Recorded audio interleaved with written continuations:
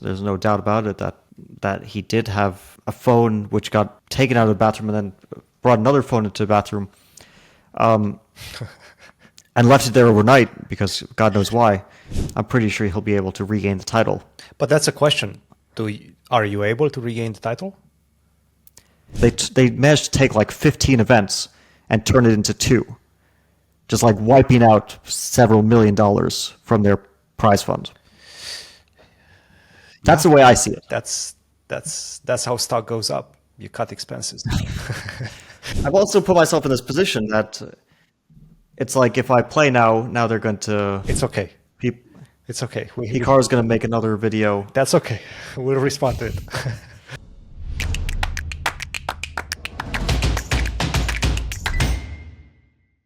Welcome back, ladies and gentlemen, to another C-Squared podcast episode. Since the last time we chatted, Fabi, quite a lot of things have happened in the world of chess. Obviously, you've played some chess.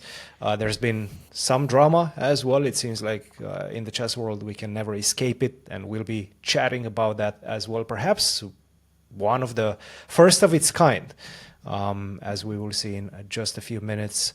That's an episode that we will definitely cover. Title Tuesday, some changes in that one as well. You said that you will not talk about it ever in the future, or your discussion back and forth with Hikaru. I said I was kind of done with it, but at least until the Sinquefield Cup is over. But definitely we will cover what happened in relation to Title Tuesday as well. There's a few newcomers in the top 10. One in particular I do want to talk about as well. And at the end of it, I also want to take your Grand Prix predictions, or Grand Swiss, or however you want to call it, Grand Swiss predictions. But I think it's just called the Grand Swiss. Grand Swiss. I don't think we can call it anything else. Yes, Grand Swiss. Let's keep it at Grand Swiss. But of course, Let's start with the Sinquefield Cup. You needed a big result in it to qualify for the top 4, and you got it. You tied for first.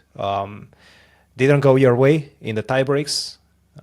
It was Wesley So that won the event, but still you achieved one of the big goals of the event, and that was to qualify to the top 4 in Brazil, the grand finals that is going to happen in about a month from now. So good result, at least from the outside perspective. How do you feel about your performance at the Sinquefield Cup? It was overall good.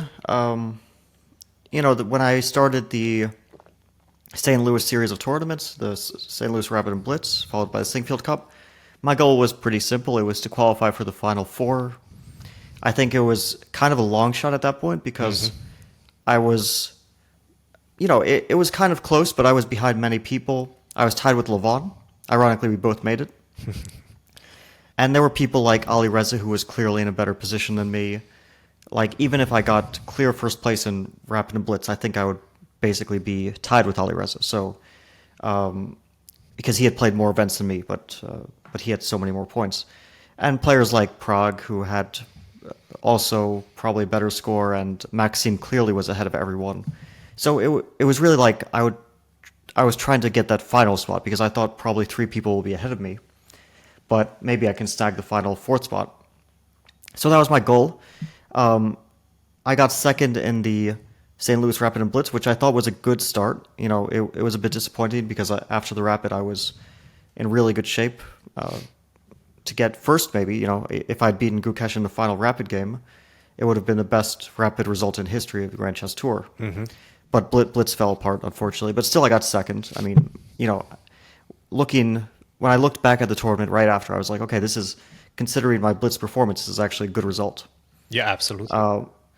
And I even gained a decent chunk of rating Rapid. So okay, my Blitz has been this year has been my worst Blitz year in my entire career. I have never played in your so entire badly. career, you would say. This year, in every Blitz event I've played in, I've performed extremely poorly. What's the cause for that? Have you thought about it? Have you gotten to, let's say, analyze and strategize ways to improve? And if you don't want to answer the question, obviously you don't have to. I really don't know. I mean, Blitz is also happening? it's so finely balanced. It's like you just have to be alert at all times. So it's very easy for things to go wrong. It's just that they usually don't go wrong in every single tournament. It happens sometimes, but after the World Blitz Championship, where in the preliminary stage it was, I made the top 8 in the preliminary stage. It was very good. I even started 7 out of 7. It was a very good start. After that 7 out of 7, everything has been bad. I mean, I don't know. I need to think about it a bit, because Blitz does play an important role in a lot of tournaments, in the Rapid and Blitz tournaments, in the World Blitz Championship, in potential tiebreaks and playoffs. It plays a role. So I'll need to think about it. Rapid has been reasonable, but Blitz, unfortunately, okay, it's actually only 2 events this year, so it's a very small sample size, but still, that's 36 games. It's I've kind of grown accustomed to scoring a plus in every Blitz event over the last few years, and now I don't remember the last time I scored a minus before this year, and now I scored a minus twice in 2 events. So that was very disappointing. But then, okay, Sinquefield Cup, I still thought I'm in a much better situation than before the St. Louis Rapid and Blitz. Sinquefield Cup, anyway, it was clear I should score better than Ali Reza. I should score better than Levon, although he was 3 points ahead. Or I just do anything better than Pragg, and I'm always ahead, or equal to Pragg, and if I'm equal or better than Pragg, I'm always ahead of him. So the task was kind of it was, of course, unclear, but there were some certain things that I can kind of hope for. I just do as well as Pragg, which we actually shared first. Mm-hmm. Before the Blitz playoff with Wesley. I do the same as Wesley, for example, or I do better than Ali Reza. And actually, all of those things happened. I shared first with Pragg. It was 2 very important games, and then after I won those 2 games, after the 4th round, then I just slowed down. I kind of knew that I just need to draw the rest of my games, and I stopped taking risks, basically under any circumstances. Some games I just shut down. Some games I kind of played very safe. But from a point of view of winning the tournament, of course, I should have taken a risk here or there. But I thought the Grand Chess Tour qualification is sort of the number one goal, and looking back, I think it's probably the right decision. It's not like I got any big winning chances after that. I didn't do anything, I didn't mess up any wins. I just didn't really go for positions where I would get chances, because that would also potentially give my opponent chances. I took chances against Noterbeck, you could say. It was very risky. I took chances against Ali Reza. I played a rather marginal opening, you could say, as well. Yep. A very original that game against Ali Reza approach, with this knight c3, knight sideline g3. Yeah, exactly. A very small sideline of the Nimizo with bishop d2, knight f3, b6, bishop d2, which he knew reasonably well. But then in the middle game, he chose a few decisions were suboptimal. f5 to start with. And generally, I think that was one of your best games of the year, I would say. It was a very. I think it was a good game. Very well played. I think it was overall a good game. Yeah. Best played. In Norway, I actually played a lot of really high quality games. So, my game against Arjun, my game against Wei, both games against Wei were very high quality. So, there were a few good games in Norway. But yeah, I'm happy with the win. It was a very critical game. It kind of shifted our fortunes, because before that, Ali Reza was +1. And after that, he had a very poor finish to the tournament. He lost, I think, remaining 2 games after that. And he finished very poorly, and he missed out. Even after that game, he still would have had reasonable chances to qualify, but the end of the tournament for him was very bad. And at some point, it became clear that it's probably going to be the top 4 in the Grand Chess Tour will probably be Maxime. Okay, Maxime for sure. I'll probably make it if I don't lose a game. Pragg at some point won a game, which meant that he was in, pretty much. And Levon looked like he just has to not lose, and he kind of coasted, like me as well. Yeah. And to some extent, like Pragg, we just kind of coasted at the end. And Wesley, who had a huge comeback in the final 3 games, it still wasn't enough to qualify, but he did share first place. And then in the Blitz tiebreak, he played clearly the best, and he won the Blitz tiebreak and won the Sinquefield Cup. Yeah, and it did seem like there were three very clear losers in this ones, if you want to look at it from that perspective. Obviously, Gukesh had a pretty bad result, especially for his expectations. Ali Reza, as you just mentioned, lost a bunch of rating points, 12 rating points, did not qualify. Quite a bad result as well. But somewhat of a shocking result was Nodirbek, who lost like 23 rating points. I think this was perhaps his worst tournament of his career, at least since he breached 2700. But something happened. Something happened in that one. You've had those type of results as well throughout your career.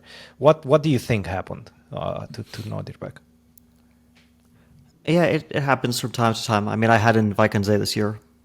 You know, it's Vikensay it's a bit longer, so it's you could get even more tilted, but it happens that you just get it like something goes wrong at the start, then you're a bit unconfident. You don't get some luck in critical situations where maybe you could turn your tournament around with a bit of luck, but you just don't get it. So and then you lose your confidence, you start to play poorly, and things fall apart. It's a bit of a mix of poor form, so you're just not playing very well, and also some circumstantial stuff. Although he actually did get luck in some situations, like against Maxime. He was dead in the water. It was resignable, basically, and Maxime didn't win. He also beat Ali Reza in the very next round, I think. So he had like a little bit, but even with a little bit of fortune, his play was just in so many games so poor. But this does happen. I don't think it's really a knock on his career. It's just one of those.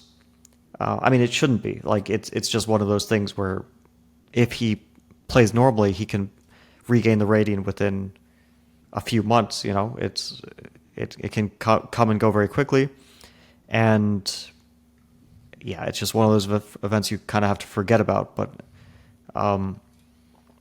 yeah, it is definitely a sign for him that he should, you know, be a bit introspective about his play and what like some things have definitely gone wrong, which I think I've noticed a pattern. I mean, his tendency, I think, to have very good tournaments and then lose the last game. It's a pattern which has cropped up. Like I can, off the top of my head, name like the Tata Steel tournament 2 years against Jordan in 23, and this year, not the last round, but the penultimate round against Arjun. And the US Chess Masters, he lost to Pragg this year, and Pragg ended up winning the tournament on tiebreaks, along with three-way tiebreak, which seems to be a trend these days, three-way tie, with Sindarov and Pragg and Nodirbek. And he just had to draw with white. So if I could already name like 3-4 occasions when he's lost a critical last round game and not won a tournament, it's one of those things where he should probably fix that sooner rather than later. On the other hand, he's like 20. I mean, he's going to have a career. Of course. He's going to have a career for the next 20 years, maybe. So, like, I mean, a career at the very top, maybe for the next 20 years. So, one tournament, I don't read too much into. Absolutely, and he has such a fighting spirit, and I think he did mention that this is probably his worst. With a smile on his face, by the way, he did say that this is probably his worst tournament of his career. But these things can happen, and occasionally do happen. And whenever they happen, you just need to bounce back. Like you don't have any alternatives. You cannot allow yourself to fall into that tilt mode for too long. And it seems like he has a very positive attitude, and he knows that there's always a next event. But yet again, you don't want to have too many of this type of extremely poor performances, because that just hits your confidence so much. Yeah, I mean, of course, it's bad. Nobody's happy after a tournament like that. But I think from his, like, for me, a positive thing after a poor tournament is that you have other stuff coming up, so you don't have to dwell on it too much. Even when I won the candidates, I had a very poor Vikings day. I mean, -3, I lost like 20 something points, just as bad as his tournament. But if you see like a goal ahead, you kind of can easily forget that you just played like shit, and for him, it's actually a great time to forget about it, because if he actually looks at like the candidates qualification, he has, I still think, 3 paths, which is more than you'd expect. One is obviously the World Cup. One is obviously the Grand Swiss. That's a path for everyone who plays those tournaments, which is everyone, I guess. But the other path is actually the FIDE circuit. I mean, I think it's a not unrealistic chance that Pragg could qualify through either the World Cup or the Grand Swiss. It's not unrealistic. Maybe it's not unrealistic. Yes. It's possible. And then it goes to the second circuit spot, I think, which Noterbeck is actually in the best position of anyone. If Pragg, because okay, Pragg has a lock on the circuit. Right. I think it's impossible to catch him. That's the thing. And I do think that it's somewhat, not necessarily unreasonable, but I don't think, I mean, Pragg is probably going to go to the candidates through the circuit. Sure, he has an extra chance, I guess. He does play the Grand Swiss and the World Cup, though. So it's not, I mean, there's 5 spots there, and Pragg is one of the hottest players of the year. He is. It's not at all impossible to imagine Pragg qualifies through one of those methods. Unless, I mean, obviously Noterbeck could also qualify through one of those methods. But even if he doesn't, there is also the circuit. It's still in play. Like, I look at it and I think, okay, yeah, Pragg, you know, he's going to be in the candidates one way or another, either through circuit or something else. But if it's through something else, other people can start to get ambitious, and Noterbeck actually is in the best position because for some reason nobody ever tries through this method except for like, I mean, not even a handful of people. Like last year it was 3 of us who actually tried to qualify, Arjun, Noterbeck, and myself. And this year it's literally only one person who has... Well, I see Anish, who's in second position right now. Pragg obviously is absolutely killing it, but Anish has an extra event compared to Noterbeck. Noterbeck. I mean, Anish has to replace at the very least 2 of these events. Yeah. 6 points and 11 points are nothing. Yeah. You have to replace those. So Noterbeck has the... Yeah, I mean, Anish does have a higher top score. Sharjah Masters. So it is actually close because also Noterbeck probably needs to replace his Sharjah Masters.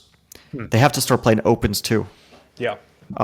It's going to be funny because it's like, let's say Pragg qualifies and then everyone else realizes they should have at least tried to get some Opens in during the year.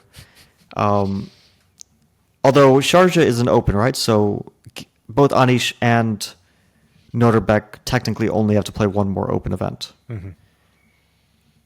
And I don't see anyone else who is even trying. Like, I don't know. Blue Bomb is in 4th, few points behind, but he has like... Yeah, but every single one of his events is marginal. 4 events, yeah. His top score is 15.7. He's not qualifying. He's not... He's just played a bunch of events, but still has less points than Noterbeck. Okay, Dark Horse, I'm saying, could be Keimer. I see him in 10th right now, 40 points, only 2 events. He actually does if he finds events to play, because he has to... It's 7 events, so he has to add 5 events to that. And it's September. It's not... It's running out of months. It's not May anymore, you know? It's... But he actually has, like... He won the Chennai Masters tournament, so he has a really big top score, 24 points in one event. Anyway, it'll be interesting. I could actually I actually have a good score. Technically, if Pragg qualifies, I would probably have the best chance if I tried to make it from the circuit. Yeah. Because I mean, if I actually I'd have to play 5 events as well. But okay, that's obviously not very relevant. Yeah, you're a bit ahead of actually Aravind also. Aravind is ahead of Keimer. Yeah, it's quite a funny cross. Yeah, Aravind actually. Yeah, that's true. He could try to rack up some tournaments. Anyway, I feel everybody sort of gave up because of Pragg.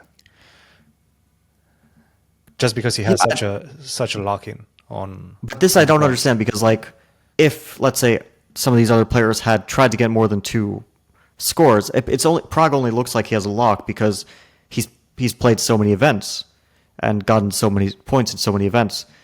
But other players just haven't played very actively, so they only have like 2 qualifying events. On the other hand, like I'm also a bit. I haven't checked the regulations, but it says I only have 2 qualified events. But then I'm wondering, does that mean like my St. Louis Rapid and Blitz doesn't count? Is it because you can only have 1 from the same country, or like what's the? I'd have to check the regulations. Could be because I don't know. Maybe it changed from last year. Could be.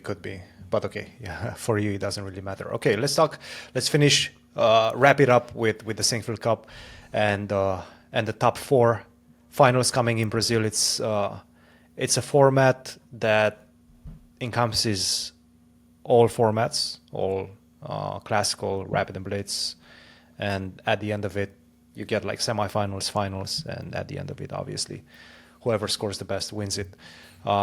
Big matches. I think you are playing Levon. The pairings are already out, right? You're playing Levon in the first one. That's correct. So you're playing Levon. Pragg is playing MVL, who, by the way, qualified without any concern.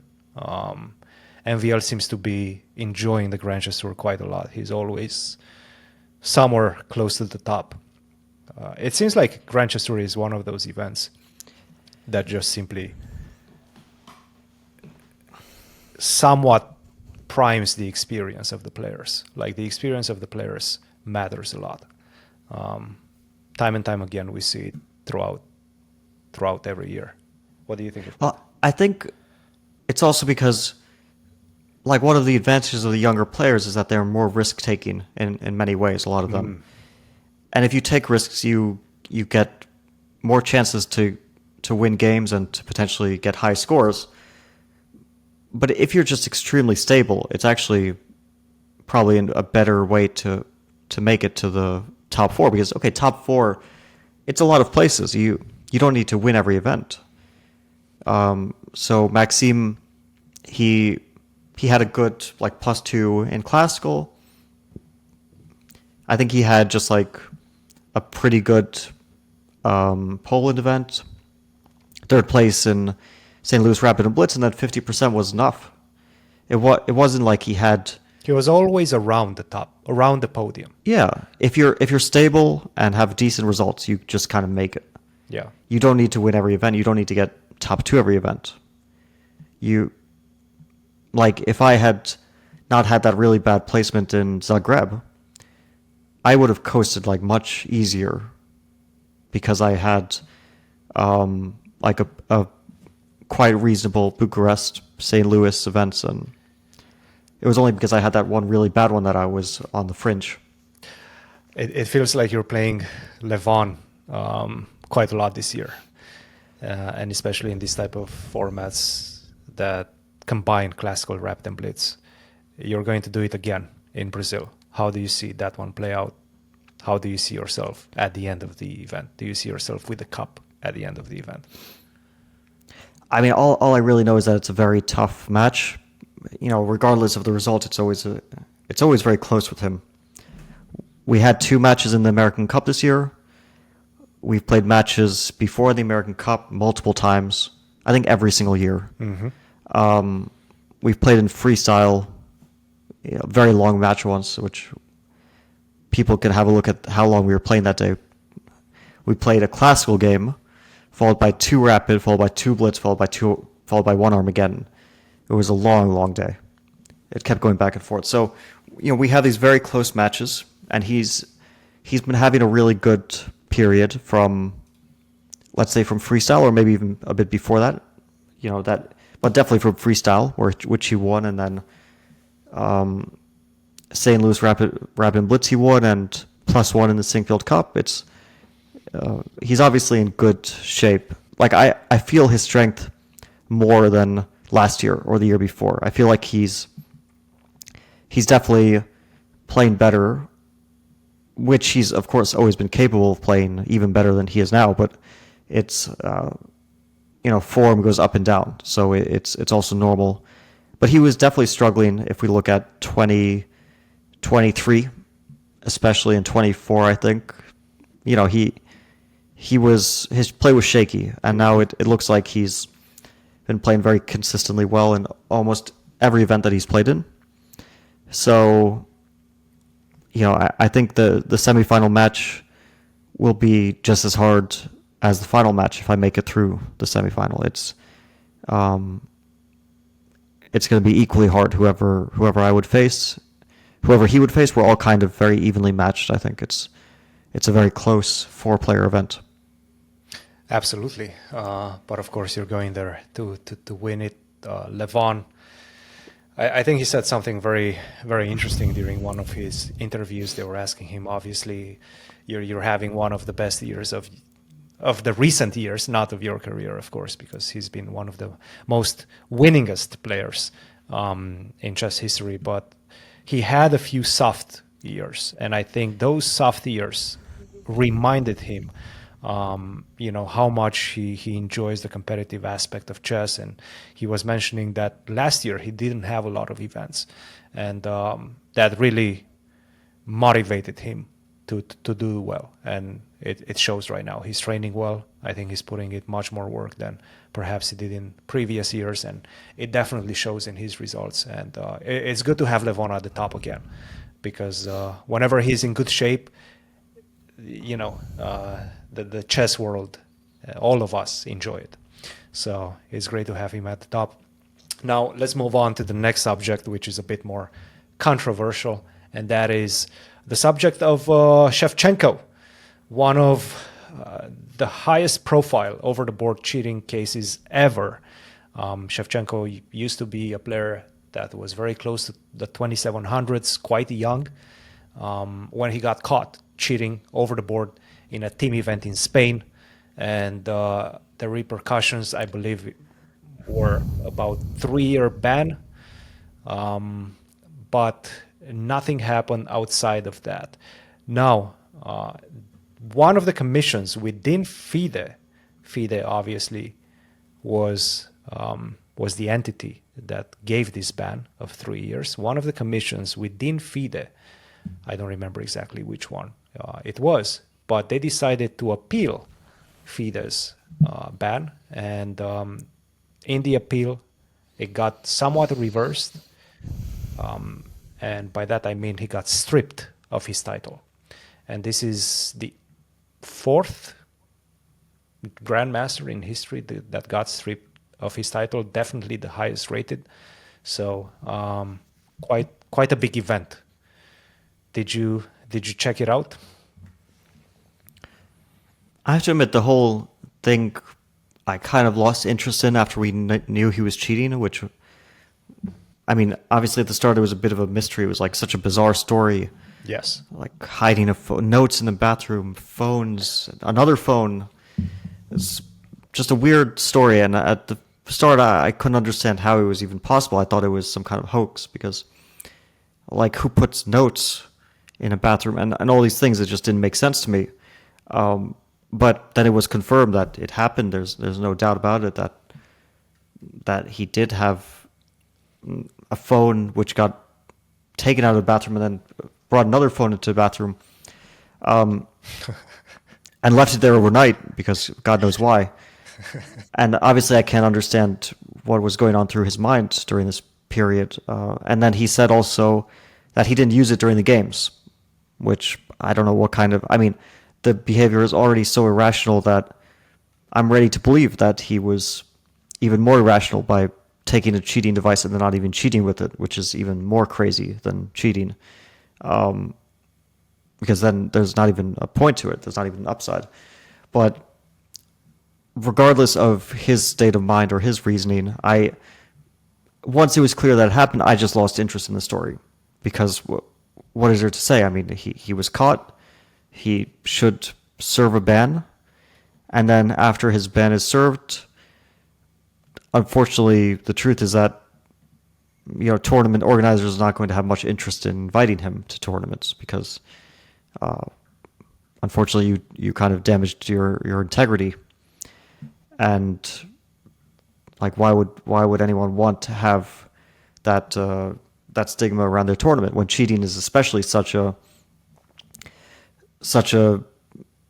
icky topic. Like nobody wants to deal with the topic, right? It's not a fun topic, especially for an organizer. That would be the first thing that I would want to eliminate. I mean, just, make sure nobody's talking about cheating, because then it takes away from the entire event. At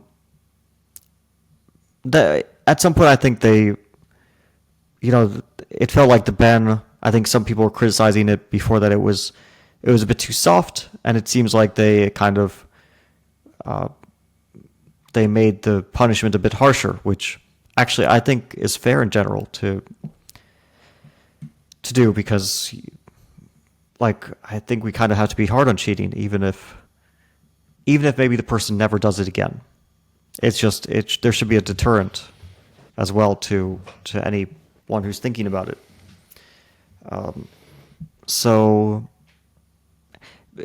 taking away, the thing is he was legitimately a strong grandmaster, so taking away his title, once he's able to return to chess, I'm pretty sure he'll be able to regain the title. But that's a question. Are you able to regain the title? I mean, for a player who was 650. No, but or so, are you allowed to regain the title? Like to make the norms regain the title? Is that how it works right now? Like you they took away basically his just title. demoted, but you can earn it in the future. Yeah, they took away his title, but they're not going to. I mean, it would be crazy to not let him get a new one. Right. In that case, just ban the guy forever. Like, what's the point of going through this weird, like, you can play, but you can't get a title? Correct, yes. I mean, especially because we kind of look at rating more than titles. Like, we have GMs who are 2,300. We have GMs who are 2,800. It's obviously GM means something, but it doesn't mean the same thing for everyone. There are a lot of GMs. It's a very wide range of levels. Like Magnus is a grandmaster, and I'm a grandmaster, and there are actually 1,900 grandmasters. The older players, of course, they wore grandmaster strength. Just obviously their strength declined with age, but they keep the title. It's kind of a legacy title. So if the guy gets back to his formal level of 2650 to 70, 80, whatever it was, kind of understand that he's a strong grandmaster. I also think even if he can't get back to that level, still he won't be so much weaker after a few years. He'll still be a 2,600 player. So it won't be a challenge for him to get the performances necessary. I mean, also we do sometimes see players get norms with performances far above their rating. I mean, there was even a recent tournament where Tatev Abrahamian got a GM norm. I think she's around 2,380 or so. No, right now she's over 2,400. But I mean, before the tournament, she was 2,340 something. She was 2,346, I think, and she gained like 60 something rating points. By the way, kudos to Tatev. Yeah, she went from like 2340 to top 35. I think she's 35 in the world or 37 in the world, something like that. She gained top 50. Huge. She gained like 60 something points. Yeah. 2407, 64 points. I just checked. So she was 2343 or something like that. 2343. That's right. And that's a 2650 performance. So, which obviously is huge for someone to perform several hundred points above their rating. Maybe it's her first norm. Maybe, yeah. But in any case, it's I mean, he'll probably get the title again.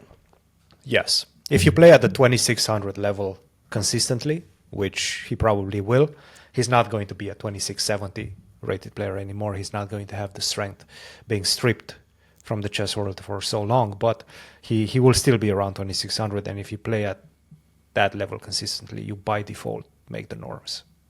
Like there's no way to avoid making the norms. Yeah, if you're a 2600 player, if you keep your rating, you get the norms, right? That's it, basically. Yeah. Cool. So yeah, but obviously this is acting as a deterrent, right?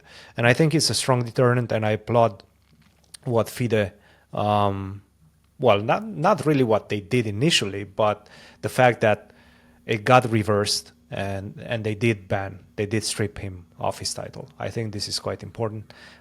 It does act as a deterrent for future cases, which I'm sure we haven't seen the last of. But I think it's the right decision. I wish him all the best after he comes back. Obviously, it's going to be an uphill battle for him, but this type of cases have to be punished, I would say, swiftly. And he didn't get a lifetime ban, which maybe is not warranted. I don't know, depending on which angle you're viewing the situation from. But he got a 3-year. He's going to actually be able to play in 2026, at the end of 2026. So it's not even that bad. But yeah, stripping him off his title, I think sends a message to everybody. Yeah, that's even thinking it's about not super long, but it is symbolic. You know, it's obviously a bit it's a bit more of a symbolic thing than something that will maybe impact his career very directly. Well, I mean, it kind of impacts his earnings, right? Because, for example, he cannot right now, in good faith, market himself as a grandmaster if he wants to teach. And teaching is obviously a very lucrative part of being a chess professional. He's unable to say, I'm a grandmaster right now. Well, obviously, he can say it, but it wouldn't be true. So, it does impact somewhat his career. I mean, I know I'm like saying we should be hard on cheating, but I also don't think I wouldn't necessarily say it's a good thing that someone doesn't have opportunities to teach chess. Like that's outside of the chess playing sphere, and still people need to make a living. So I wouldn't see an issue with someone who has cheated, still, you know, making a living from chess coaching. Mm-hmm. But okay, which by the way, he is allowed to coach. Like he will. Well, there's be no allowed. way to control that, no, right? I mean, well, yes and no, but FIDE basically said that he's still allowed to work as a coach, as a private chess trainer, or a coach. I just don't know how they would would ever control that if they didn't want to allow him. Just how could they control that? I mean, he could sell lessons online. They're not. What are they going to do? Yeah. But okay. But he can also, let's say, not necessarily, because I don't know the legality of it, but he can, in good faith, still continue giving lessons. And even if he gets caught, like there's no getting caught of that. Like he's allowed to do that. Sure. But yeah, that was a big one, and obviously quite an unfortunate one. One of the highest profile cheating cases in chess history. All right, next. A new contender in the top 10. We have Vincent Keimer, who absolutely demolished pretty much the competition at Chennai Masters. He won the event with 1 round to spare. He's been putting very, very convincing performances. Only, I believe, 20 years of age, so still super young. Coming from a country that hasn't had a top player of his caliber in a very, very long time.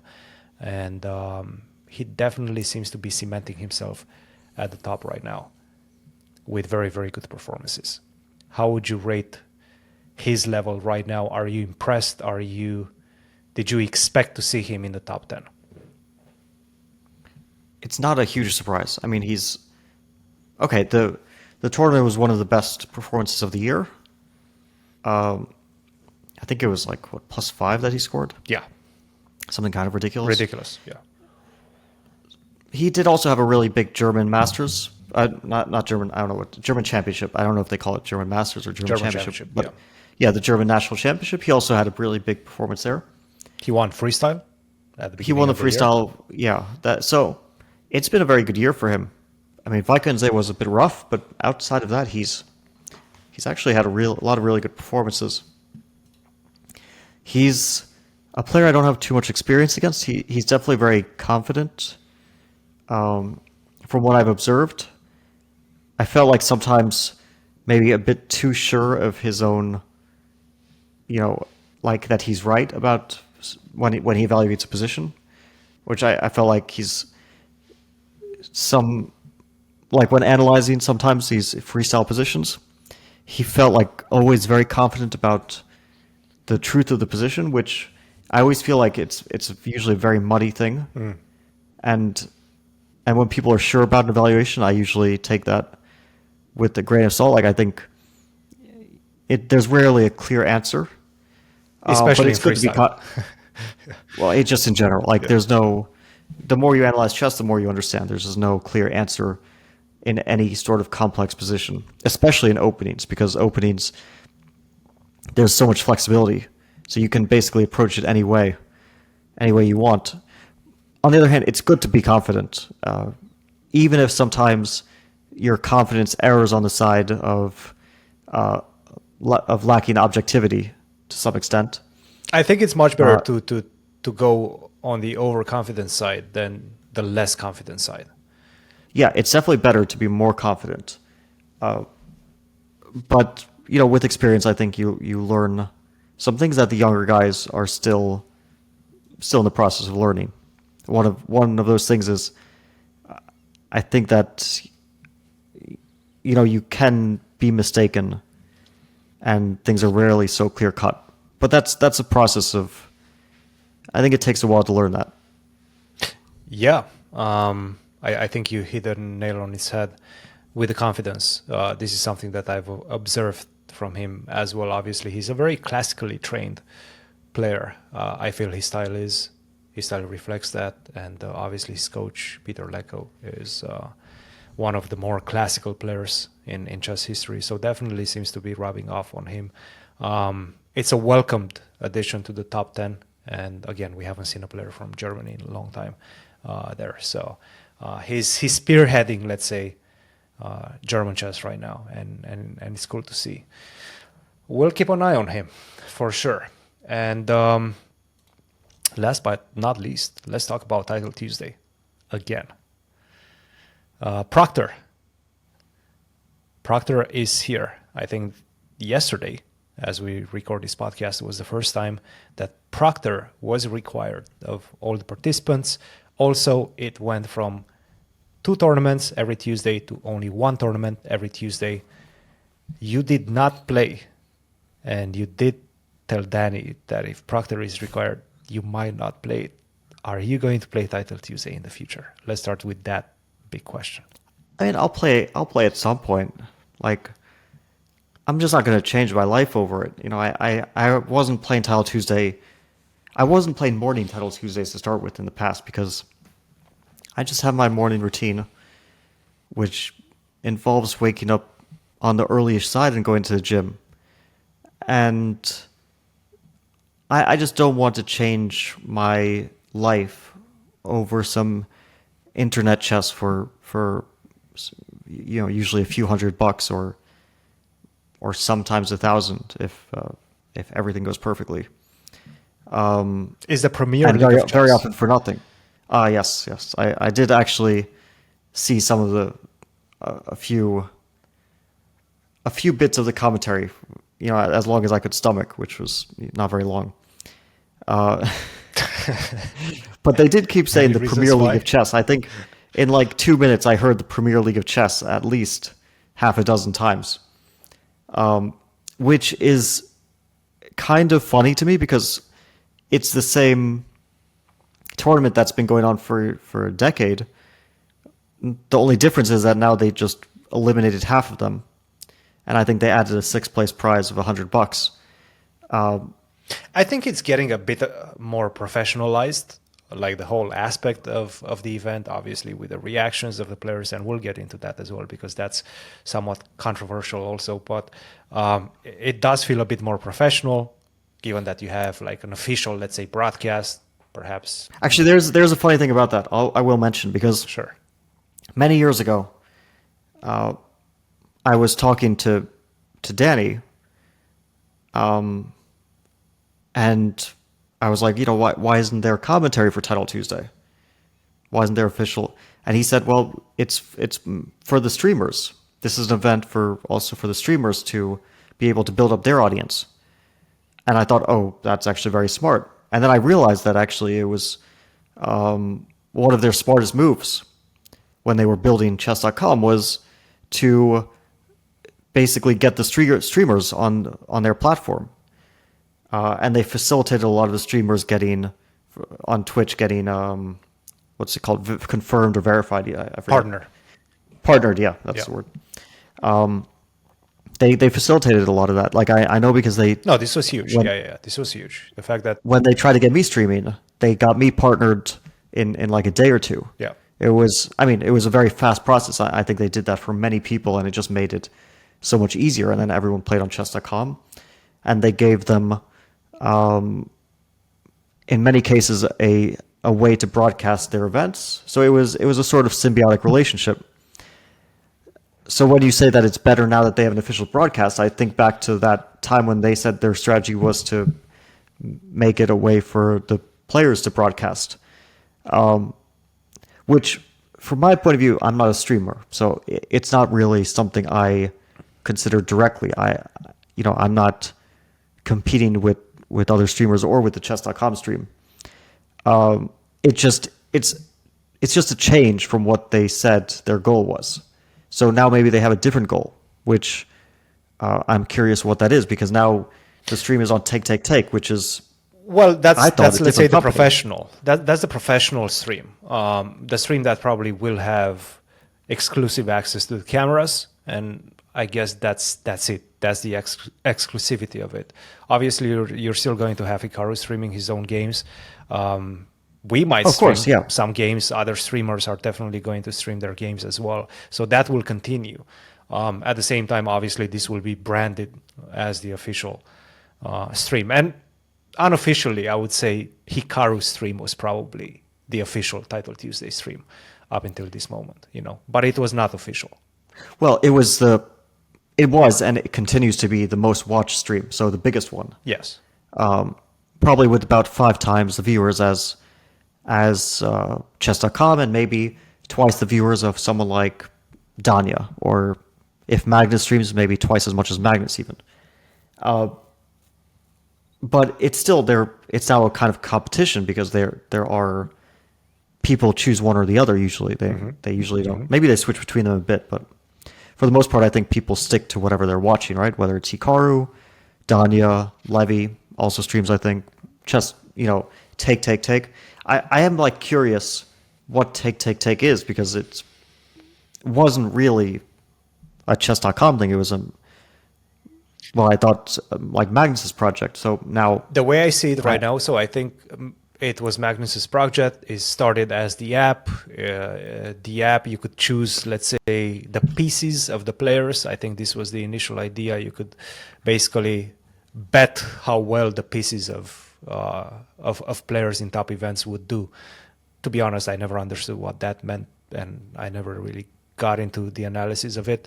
But that seemed to be the initial idea. And now the fact that they make it a consistent event every week with a lot of the top players, I think this is what their end game is. I think what they will want to do is basically include not betting, but how do they do it in football? Where friends gather together and they basically have this app that they can choose the players that are going to perform. Well, it's like best. Fantasy football, but chess, yes, right? Yes, this is the end game. This is what I feel the end game is. No pun intended. But it's a bit different, because players are people. So it's one thing to build a team, but you would choose your players. Like but nobody has a connection to your sure. players. but nobody has a connection to chess pieces. Like, you know, maybe I really like, you know, this certain basketball player, or you like another one, and you build your team, or American football or football or whatever. Oh But yeah, oh yeah. you have no I see connection. what you're You don't saying. care about building a chess set. I mean, it's. I honestly it's don't think that's different. going to last long. Like that idea with the chess pieces, betting on which chess piece is going to be the strongest. I don't think that's going to last long. I think if they want to do something similar to the fantasy league, they would probably do it based on players. Sure, like, but it's not a team event, so it's like you take certain players and you just bet on who will do well in an event. Okay, it's possible. Yeah, It's, yeah. I guess, No, I just see what you're betting, saying. right? I see what you're saying. Yeah, Like you could I just don't bet know. on players. I don't. It's not really the same as a creating a team, You're betting on players, yeah. right? Yeah, Yeah, you're it's betting on players. so okay. But the way I see it, they're trying to build a YouTube channel. Like they get good views on the videos they do. Oh yeah, no, for sure. Their YouTube is They're doing trying to great. build some sort of YouTube channel. I don't know. Maybe it'll be a very successful one. I don't know the business details between them and chess.com because it's like what's weird to me is that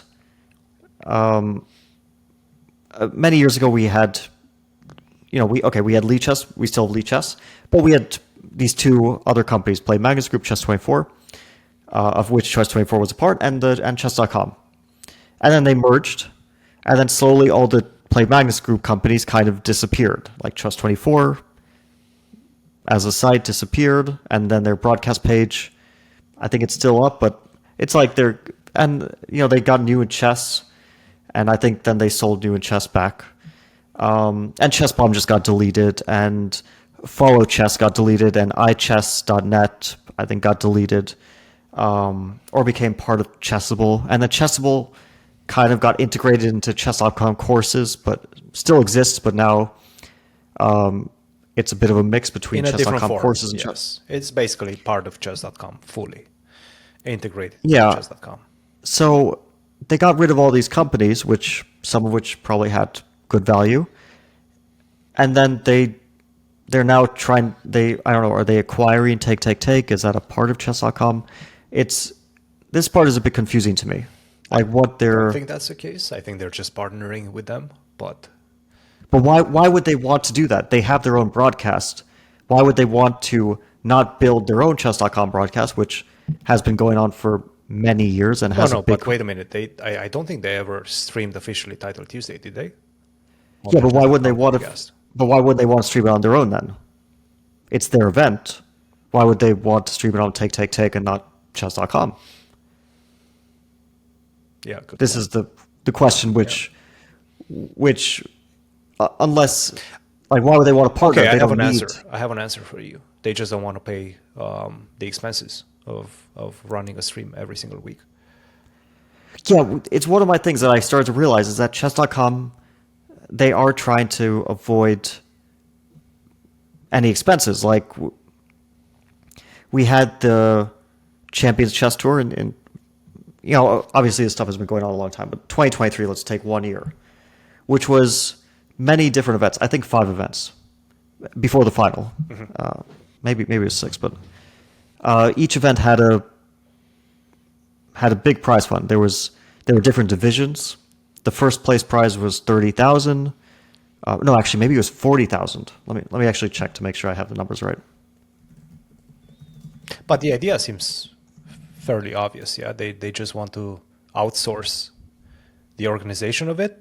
Also, they want to outsource some expenses, which commentators every single week are not cheap, right? Like you're still going to spend between $1,000 to $3,000 on commentators, depending who you get and how expensive they are. So Yeah.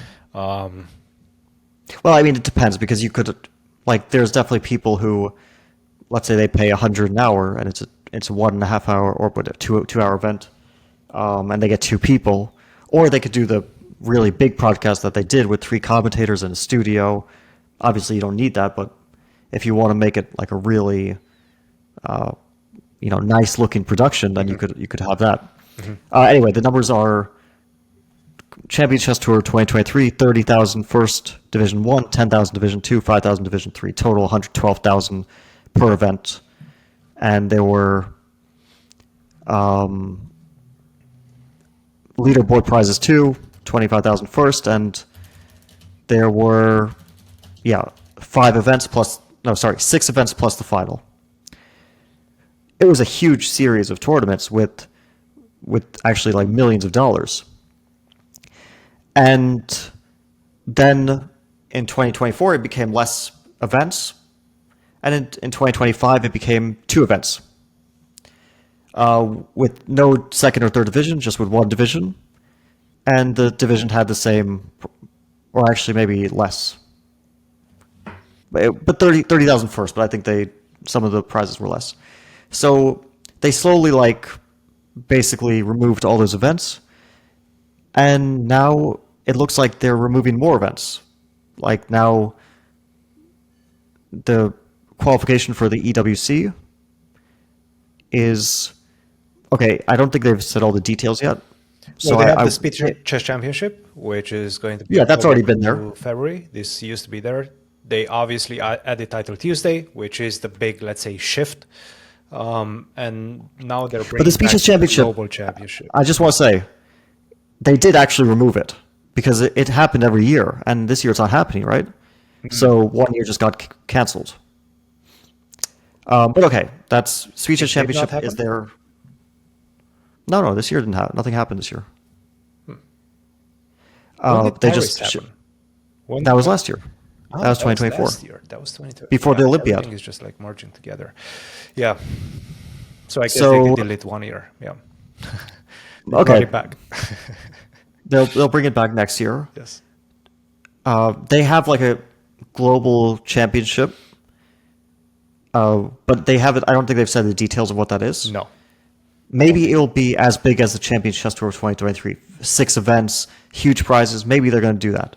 Although, considering that it's only 3 spots for the EWC, they're probably not going to make it a huge tour. Probably going to be like 2 events again.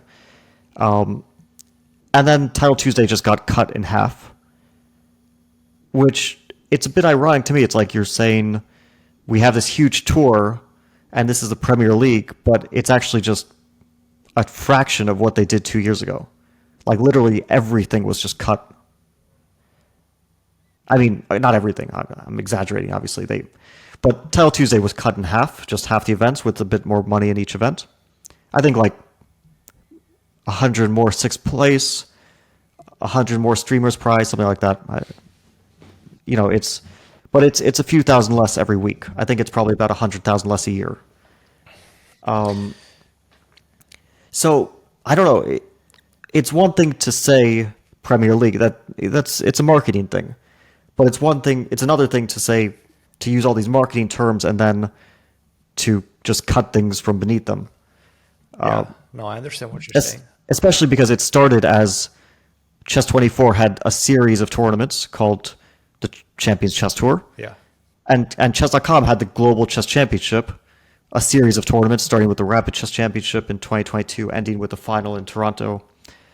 And then that all merged, and then just everything turned into like 2 events. They managed to take like 15 events and turn it into 2. Just like wiping out several $1 million from their prize fund.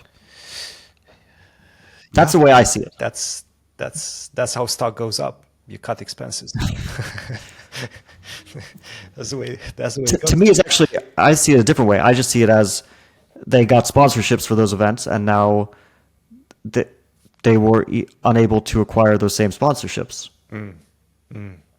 Because Could be. Okay, again, some of those sponsorships, I think it's a fair speculation. I mean, we know that there were sponsorships. There was things like, they were all called events like Chessable Masters, Air Things Masters, AIM Chess Rapid, Julius Baer. I don't know. There's also some kind of company, I think. Yes. When it was Chess24, it was like, actually, it was this crypto thing which collapsed. But you remember this? The SBF thing. What was it? Yeah. What was it called? Oh man, I should know that. SBF, Sam Bankman-Fried. What is it? FTX, Crypto Cup. There, Yeah. there it is. FTX. Yes. Yeah. Of course. Which Those guys that's were another story. investing so much money in sports. They Yeah. invested a little bit in chess, but those guys were buying arenas. I think they bought the Miami basketball team arena for like 10 years or something like that, just to name it FTX Arena. And I don't know what happened to that after it collapsed. Well, It's probably back to the a original. lot of name. people, a lot of people's money went out the window, I think, as Yep. well. Yep. Unfortunately, but I mean, clearly this money was coming from sponsorships. That's how it normally happens in chess, you know. So that's why when I watched the commentary and I kept hearing Premier League of Chess, I just got a bit like, you know, like let's back it up a bit with some events, not Are you allowed to play Not just words. shirtless? I don't know, probably not. Well, They this is broadcast it, part right? of the discussion, right? So I think Anish mentioned it, that basically what they're doing is commercializing the players' likeness, I guess, the players' cameras, and they guess to use it during the official broadcast. They can basically follow any single player because everybody is forced to use Proctor, which is 2 cameras and an app that chess.com. I was a bit surprised, by the way, because we did have a discussion with Danny, and he did say that Proctor, the app, runs a bit slow right now. And he did say that in the future, they will try to make it better. I did not expect the future to come so soon. But they did start using that. Some players are still complaining about the performance of the app. Who was complaining? Because I haven't followed and I didn't play, so I can't speak on it directly. Well, I think Hans for once. Hans, okay. Oh yeah, on Did he? Twitter. Yeah. Let's Yeah. have a look at Hans' Twitter. I guess that's a good place to start. The usual suspects, I guess, were complaining. The anti chess mafia. Yes. The anti-chess mafia. I don't see. Maybe I'm missing it. I thought I saw it. Let's see. We're going to Hans's. Nothing in the last, because it was yesterday, right? Nothing in the last. No, day. not the last one. I think this was before the Proctor was officially played with, which was yesterday. I Okay, think yeah, it was the previous week. Yeah. I don't know if he even For all I know, it runs great. I'm not gonna.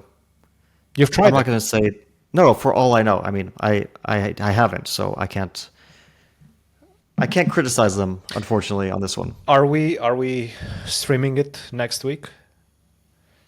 I don't know. Are we going to make this? I've also put commitment myself to in this use position the that Proctor? Yes. It's like if I play now they're going to. It's okay. Peop, It's okay. Hikaru's going to make another video. That's okay. We'll respond to it. But look, if they get their measures under control, which I don't know if they will or can, well, let's just say they do. I'm not against. I do think one nice change is that it's 5 minutes, no increment instead of 3-1. You like that? Look, I think 3-1 was a complete disaster of a time control. I don't know who came up with that idea. The issue is that, like, in 5-0, you know that flagging is part of it. It's part of the game. Everyone knows it. Everyone's on equal terms. With 3-1, it's like flagging shouldn't be part of the game, but most people at some point flag because their connection drops out a little bit. Or they, I don't know exactly what reasons people have. Maybe their mouse screws around for a second or two. But I've always said, like, a lot of these events, if you actually pay attention, they get down to some flagging, which in 5-0 feels natural. In 3-1 just feels like an accident. So I'd rather we have let's just go all in. Let's not half-ass it. We'll play normal blitz where you flag people. And online it at least makes sense because you can pre-move. In 3-1 you can't even pre-move. It's, for the most part, it feels unnatural to pre-move. If you like if you just go to some of the past events, I was watching some of the games from like one Freestyle Friday. I think Hikaru was playing Aravind, and it's basically like an unclear end game. I think it's probably a draw. Maybe Aravind is better at some point, but Arvind's always going down to his last like 1.5 seconds and barely making it. And Hikaru just like plays very fast and keeps around 15 seconds. And I think he just understands that at some point Aravind is going to flag, which of course happens. Probably Arvind's connection isn't very good as well. And it just feels like some sort of accident. I'd prefer we have the normal 5-0 or 3-0. They could also do 3-0. And people just flagging in a natural way. So I like that change. It makes me more tempted to play, actually, with the new time control. If it was 3-1, I actually think like Hikaru said he preferred 3-1. Although he gave a reason which was... No. Well, he said he prefers, I think, 3-1, but he believes that he's much more of a favorite in 5-0. Which is one of those slightly enigmatic Hikaru statements. I don't know what the goal is. Obviously, if he's better at no increment, then he prefers no increment. That just stands to reason. But I think he did say that. Well, I think he was pointing to the fact that perhaps without increment, you will get much more hurt, for example, if you lag at all. Like, you're never going to be I don't able think to that's beat true lag. at all. If you lag in 3-1, you also flag. It's not like 1 second increment gives you anything. If you have a bad connection, let's say for... Yeah, I guess, I don't know. I don't know exactly what he It's only if you happen to lag at the start of a 3-1 game and you like lose a minute. Yeah. It's not the end of the world. By the way, I found the Hans tweet. Proctor Clown Show gets even worse. This was August 22nd. Lag is unbearable. That's just like a week ago, I guess, a couple of weeks ago. Not sure I will continue playing if it continues. And of course, he responds to his own tweet. I will obviously continue because the chess mafia must be held to account. But maybe I need Starlink Wi-Fi to prevent insane lag.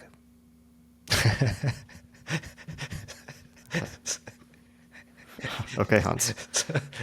So the chess mafia has to be stopped or held to account, whatever. I think means. Never mind. All right. I guess we can leave it at that, unless you have anything else to... I continue my crusade week after week saying, but I think my criticism is fair. Like they kind of, unfortunately, I think they destroyed a lot of the infrastructure of the online chess sphere. There used to be a lot of events. Now I'm going to take the cheating part out of it because that's going to start arguments. But let's just say that that's not an issue. We had a lot of events, and there was money. There was a lot of money, and the money has actually just been cut into like tiny pieces. Dried up, yeah, for sure. Yeah, it just dried up, and I think basically Magnus and Hikaru don't say anything because like they're kind of contractually tied to chess.com. So I don't know. I mean, I really can't imagine that they're so thrilled about the fact that like the money has just been cut to a fifth of what it was. That doesn't, especially if you like online chess. If you don't, then maybe you don't care too much. But if you like it, then why would you be happy about everything, all the money just going down the drain? Yeah, completely understood. Obviously, I want to see you play. I think a lot of people want to see you play. I want to see all the top players play in the event, and maybe if that's the case, and if you do get to play, if you decide to play, maybe we'll stream it as well. We'll become the I'm curious about their global championship. So when they release details about their global championship, I'll there's nothing definitely there. There's nothing there. as of Yeah, right now. they just said that there will be something. Um, Yeah. like in the state of chess, there's a Title Tuesday updates, and then they have this graphic, which is for the Esports World Cup, right? So obviously the Esports World Cup interests a lot of players because a lot of players are signed with teams, including me. I'm playing for Team Liquid, and we want to, you know, be able to participate and do well for our team. That's kind of the point, right? Yeah. So then I look at this graphic. It says Speed Chess Championship, 3 players qualify. Title Tuesday split into 3 different periods, and 6 players qualify. And then the Global Championship, 3 players qualify. That runs from March to May. So if it runs from March to May, then my assumption is that it's not one event, because one event doesn't take 2 months. It's probably 2 events, right? Yes. I don't think they can fit 3 events. At least 2. Also, that time period is pretty rough because that's the candidates. Yeah, candidates. And a lot of top players will play candidates. I mean, obviously, normally everyone who plays candidates is a top player. And it's becoming increasingly clear that Pragg and Hikaru will most likely qualify. And so, okay, but maybe they'll figure out that time period. But I'm curious what the Chess.com Global Championship is. It's probably rapid, because otherwise they already have 2 different Blitz events. They would probably not create a 3rd Blitz event, right? They would just put like 3 more spots from the Speed Chess Championship or something like that. So I would assume it's rapid, maybe 10-0. But the details are for now a mystery to us. And before we close the show, I think it's a good idea to congratulate the new Louisiana State champion, Hikaru, who... No, but he's not, because he can't be. Why can't he be? Well, the Louisiana State champion has to be from Louisiana. So he won the tournament, but the champion is Do you? whoever got 2nd place. Do you? I became state champion in California quite a couple of times, and I was not, I think, I was not representing California, though I was living in California briefly, but... I think... What's your take Let's see who got... on Hikaru's Mickey Mouse tournaments? Are you supportive of that, or do you not have too many thoughts about it? To be honest, it seems kind of like a fake outrage. I think Hikaru sort of telegraphed that he's going to participate in some Mickey Mouse events for quite a while, but there does seem to be some drama attached to it. Well, look, and he is not the state chess champion. He's the honorary 2025 Louisiana state champion. So who's the actual champion?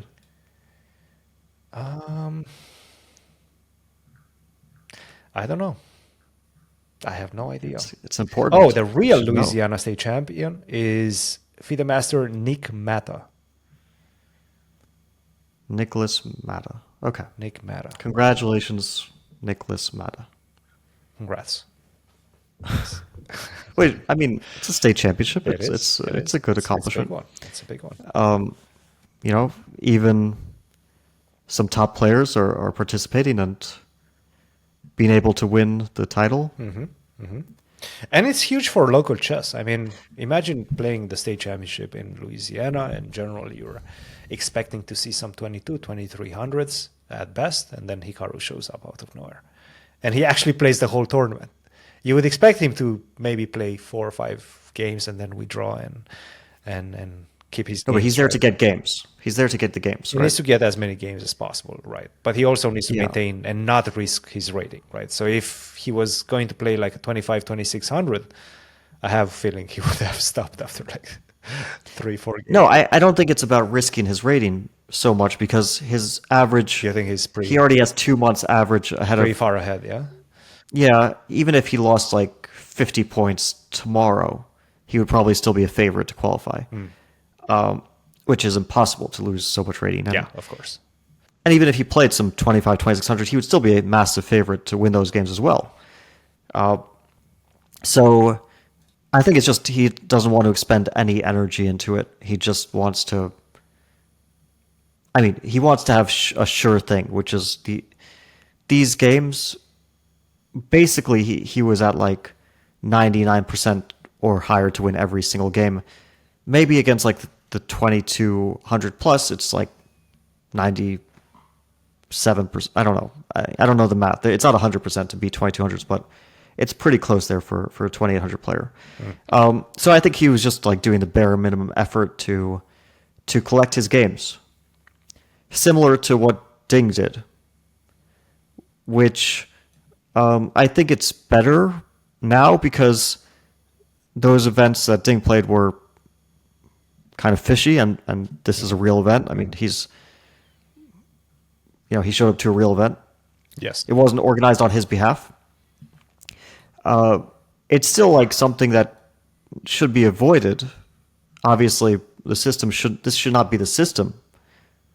Like, if you have an activity requirement, they should make it so that you have to, I don't know, have a average minimum rating of who you're playing against, because otherwise it's just too easy to game the system, which is what this is. It's just finding the easiest path forward and the most kind of risk-free path forward.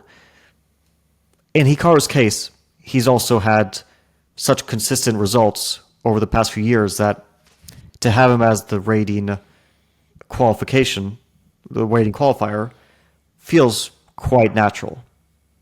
Feels pretty natural. But the system shouldn't be set up in this way. And the only reason I don't really care to say so much about it now is because, 3 years ago, the complaints about Ding's qualification were clear. 2 years ago, when Ali Reza was playing the event, FIDE actually canceled one of his events because they didn't think it met the requirements. So obviously that system wasn't good either. And I still think that the system is not good. I mean, they've changed some things. They've made it an average rather than one list. That is an improvement. On the other hand, because you can just if you have a lead, then you can just sit on it and then stack up a bunch of games where you don't really risk to lose rating. You can basically ensure a spot if you start with the rating lead when they start counting the rating, which I think was like June or something. I don't know exactly which month. Ironically, if I had not played Vikensay, we would probably be about the same rating. and then by some weird quirk, even though I already qualified, still my rating would take, if I was higher average, my rating would take away his spot. But that's obviously not the situation now. So Hikaru, I think, is, if he plays the games, which maybe it's like 18 more games he has to play, still quite a few, but I assume since he's already played this event, he's going to try to get them in. He's a shoo-in for the candidates. It's like a 99%, close to 100. It feels like right now we have you, Hikaru, and Pragg very likely. Obviously, you're assured you're already qualified, but Hikaru and Pragg seems to be the next ones in line. Fabi? And in 2 weeks, we'll find out 2 other players. Right. Grand Swiss is happening. Obviously, that's a big one. And we'll be following that as well. Do you have any predictions for that? Obviously, you're not going to be able to accurately. You can try to accurately predict it, but nobody knows it's such a balanced event, right? But who do you think has kind of the hardest one to predict because it's an open with so many players. Like last time, it was Vidit who won the tournament. Yep. And Hikaru got second. Which was a surprise, and Hikaru got second. It was a surprise, I think, for most people. Huge surprise, yes. Well, certainly Vidit is a player who can win. You know what? I'll say I'll say Noterbeck. Noterbeck. Okay, coming off that disastrous Sinquefield Cup. That's a big one. Okay, I like it. I like it. Let me And see.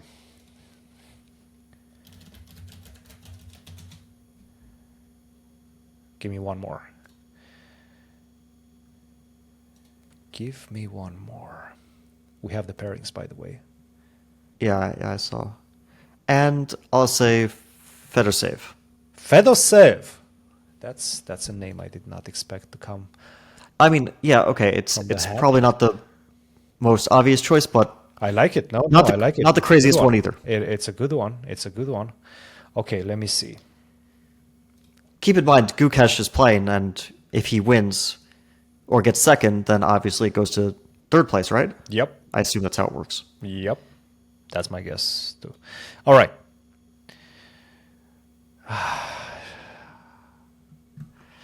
I'm going to go a bit risky on this one. I'm going to go with Ali Reza and Hans. I mean, you're just picking Hans because people will talk about it, right? Not necessarily. No, I think he has No, a good of- chance. Of course he has a chance, but a good chance He's higher rated than Fedosev. by 2 points. Yes. Let's keep it real also. It's I mean- it's just as big of a wild horse He's a good player. as Fedosev. He's capable of winning or getting second, Yes. but he doesn't, I don't know. Does he have a style that can rack up a lot of wins in open? Maybe. Ali Reza is a very, very logical choice. Yes. Ali Reza is super logical. I mean, he's already won this event He has. 4 years ago, to be fair, but he has won this event. He was very close to winning it if you wouldn't have stopped him also a couple of years back. Wait, when? When was it when you guys were top of the field? Was it in... That was when he won it. I beat him, but he still won the tournament. Oh, that was it. Okay. Yeah, I beat him, but he won the tournament. Okay. That's my bad. Last time he played, he actually lost to Hans, I think. Am I getting this right? Hans definitely beat Hans beat the Rapport. Richie, yeah. Yes. Didn't he? Oh no, Ali Reza lost to Sevian. That's who it was. It was. Hans did... Well, anyway, did Ali score Reza some didn't have a wins, great tournament right? last time. So, I mean, it's possible. It's possible. I'm not counting him out. Of course, it's possible. Guess Ali Reza and Hans, those are my two picks. Don't try to take them away from me. I wouldn't be shocked by Jan either. The guy has course, had a lot of time to course. prepare. He's a very well prepared player. He's very dangerous with preparation.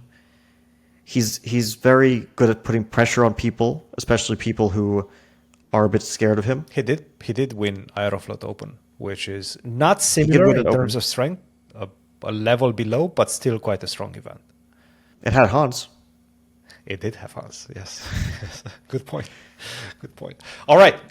I wouldn't be shocked by that either. Just putting that out there. I think anybody can win this one. Obviously not anybody, but from the top No, 20, it's, well, yeah. top 10, at least top 15, anybody can win it. Cool, Fabi, as always. It'll be a fun tournament. It will be a fun look forward tournament to follow for sure. And we're going to see a lot of very interesting discussions, theoretical discussions in this one. So looking forward to it. Fabi, good chatting with you. Congrats on qualifying for the top 4 in Brazil. That one was a big one. And yeah, that's all from us for this week, guys. As usual, don't forget, like, subscribe, and all the good stuff. And we'll be seeing you once again next week, most likely. Cheers.